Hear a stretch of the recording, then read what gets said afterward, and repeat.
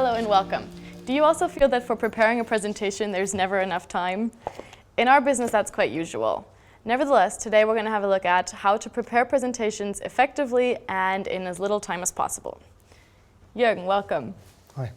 So talking about time management for presentations. When preparing a presentation, what are the two most common time killers?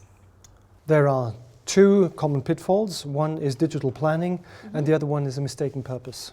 Okay, starting with digital planning, what exactly is that? Digital planning or planning with your PowerPoint is very tempting, but it is time consuming and very often leads to only very modest results. So the best, who are the benchmark in, as you call them, the professional designers, they think, they plan, they sketch in analog, that is with pen and paper. Why? It leads to more clarity and definitely better, more creative results. So coming back to the second point you mentioned about mistaken purpose, can you elaborate a little on this? Sure. Whenever you present, you want to appear smart, clever and competent, don't you? Of course, that's the exact profile of what a consultant should be like, smart, clever, competent. Yes, you should be like it, but don't appear like it. Okay. Remember, the purpose of a presentation is not to show your brain power. The purpose of a presentation is not to drown your audience with all these details you have. Quite the contrary. Think of less is more. The problem is, however, that very often intellectual vanity gets in the way of clarity, and that's the problem. That's true. Taking up this point about clarity, how do I convey that to my audience? By really focusing on them. You see, it's not about you, it's about them. It's about the audience and their most important question, and that is, why should I care? And you have to answer exactly that question. How? By looking at their problem, then finding a solution and also describing the benefits of this solution. So you would always go about by describing the benefits of why our solution works best. Right.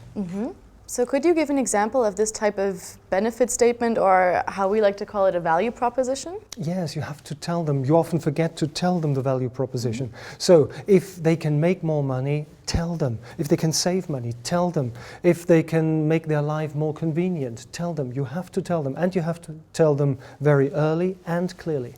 Okay. So considering I've done this, I've spoken out the value proposition, what would be the next step? How do I proceed in preparing my presentation? Well, then you find something like the headline, the most important sentence you want to define. This is something they should carry with them after the presentation. Very important.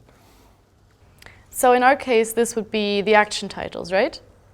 Correct. Could you give an example? Yes, in our case it would be proper preparation leads to effective presentation. Okay. For example. By the way, you find examples for these headlines in newspapers. Quite simple. Okay, so taking up the example of a newspaper, I assume after you've written the headline, you would continue to write the story. Yeah, maybe in a newspaper, but when you speak, it's a different ballgame. Okay. What you do then is you find a passion statement. A passion statement? That sounds intriguing to a consultant. What exactly is a passion statement? Well, it is something that was very much liked by Aristotle, the philosopher, the godfather of the spoken word, so to say. To him, it was crystal clear that you can only move people if you have emotions and if you have passion for whatever you talk about. And great communicators of today, they also speak with empathy and energy whenever they talk to people, and thus they are very convincing. Okay, well, you've got my attention on the passion statement. Let's be a little more specific. How do I formulate a passion statement? Quite simple. Spend 3 minutes of your preparation time by completing the following phrase. I'm excited about this presentation because ... And then you fill it in. Okay, I'll keep that in mind for my next presentation. I can assure you will be more convincing even if you believe it. Okay, so now let's concentrate on further tips for preparing a presentation. After we've developed the headline and the passion statement, how do we continue? With the key elements, that is 3 sentences that form the basis of all the important information for your listeners. Things they should remember easily and can carry home. And they can remember it easily if you find metaphors or analogies, because that makes it much more attractive. Okay, can you give an example for these key messages? Yes, in our example, we could compare it with the human body, so the preparation phase with the human body. So the headline and the key messages would be the skeleton.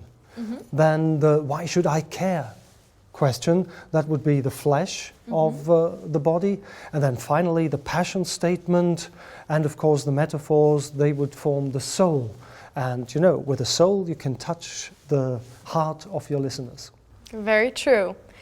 Do you have any other tips on how I can touch or influence the audience? Yes, we know from research or experience that people are very prone to emotions at the beginning and at the end of a presentation. Psychologists call this effect the primacy or the recency effect. In other words, what you have to do now is really formulate a winning beginning, a powerful ending, and then the core of the message. Okay. So once I've done this, I've developed the headline, I've developed the core messages and my passion statement and so forth. Is now the time to continue with my PowerPoint? Exactly. Okay. And when you've done that, there are only 2 items left. Which would be? Anticipate questions and rehearse. Okay, so starting with anticipation. Anticipate the questions to come. The best thing is, first of all, you need a good attitude, like the questions to come. Why? Because it's another opportunity to really hammer home the message you had at the beginning, number one. And secondly, together with a sparring mate, formulate 5 questions and answer them. Okay. That's part 1. Then, of course, you should rehearse, rehearse, and rehearse. Okay, taking up this point about rehearsing, how often should I rehearse or prepare a presentation like this? Until it runs smoothly, you feel comfortable and even have fun. Okay. Is there a roundabout number? Oh yes, there is.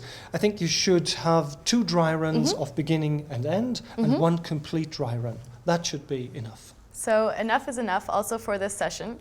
Be prepared is another piece to solving a great presentation. See you soon.